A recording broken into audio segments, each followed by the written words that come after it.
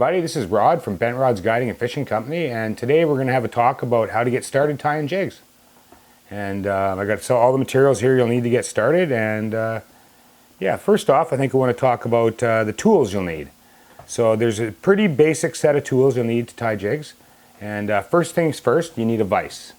So this one here is it's a really good quality vise, but it's not too expensive, good for a beginning fly or jig tire. And this one here will run you about $40 at a retail outlet. And the nice thing about this particular vise is it's really strong and sturdy. A lot of the cheaper ones you can get for 20 bucks and that are really flimsy. And when you're tying jigs, you put a lot of pressure on the jig because it's much bigger than a fly. So with those lighter vises, they tend to give you a lot of problems. So yeah, this is all you need here for a vise. I have mine set up here, so we'll just use that one for tying.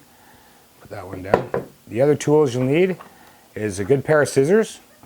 A pair like this will cost you about 10 bucks. Last you forever. They're stainless steel, very sharp, and they're well made, so you want to get something like that. You don't want the cheap scissors. The last thing you want to do is when you go to cut off the thread on your jig, that you don't get the right cut and the jig falls apart. So having a good set of scissors, really important. And next, we've got what's called hackle pliers. And these hackle pliers are used to grasp the feather that you'll be spinning around the jig to create your jig. So you can't really do it by hand. Some people do, but this is a much better way. So you want a decent pair of hackle pliers, and they're only $2 or $3 for those. And then last but not least is a bobbin. And what this does is this holds the thread that you use to tie your jig. And these bobbins are, say $2 to $5 depending. This is a better quality one here.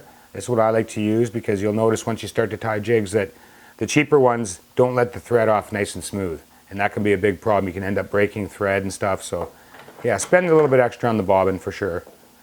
And on the bobbin is the thread, and not all thread is created equal. A lot of the thread used in fly tying is quite weak, and it's meant to be used for small flies, and you have to be very gentle.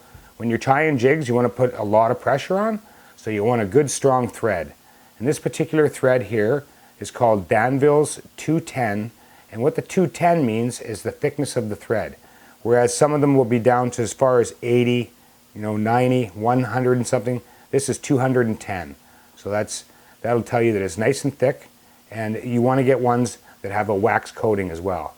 And the thing about the wax coating is when you go to tie your jig off and you go to tie your knots to hold down the feathers, the wax helps the knot dig in and really hold well. So you want to make sure you get this one here is called Danville's 210 Waxed Flymaster Plus, and that's my particular thread of choice. There is others, but this is my thread of choice. Yeah, so that's about it for tools you need to tie jigs. It's very simple. You have your vise, your bobbin, your scissors, and your pliers, and you're ready to get going. And if you want to find out more information on tying jigs and that, you can check out my website, www.BENTRODS.CA, or look me up on YouTube under Bent Rods Guiding.